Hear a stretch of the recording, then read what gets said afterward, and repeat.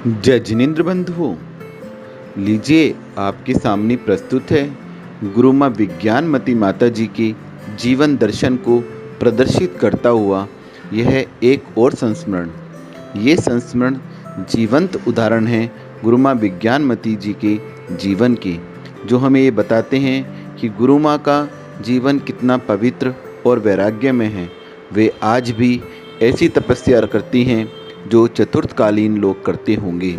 बहुत ही वैराग्य में उनका जीवन दर्शन है।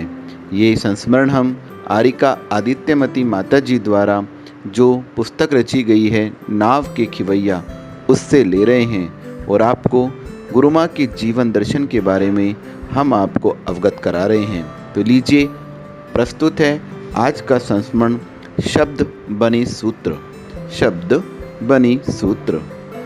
प्रसंग तेंदुखेड़ा वर्षा योग का है। ब्रह्मचारी बहन प्रीति ने मुझे बताया, माताजी, आप सभी आरिकाएँ तेंदुखेड़ा वर्षा योग के प्रारंभ काल में कहा करती थी कि पूज्य गुरु माँ के मुख से जो निकल जाए वो होता ही है। उस समय मुझे विश्वास नहीं होता था और तब मैंने ज़्यादा ध्यान भी नहीं दिया। यह सोचकर टाल दिया कि मुझे क्या करना है, होता होगा तो होने दो। अब जब वर्षा योग के समापन का समय आया और पूज्य गुरु माँ बार बार बोली, अब तो विहार करना है, अब तो विहार करना है। उनकी बार बार विहार की बात सुनकर मैंने एक दिन कहा, आप बार बार विहार की बात क्यों करती हो? तभी पास में बैठी ब्रह्मचारिणी दीदी कंचन ने कहा, प्रीति, तुम दुखी क्यों होती हो? तुम भी माता जी के पीछे पीछे आ जाना।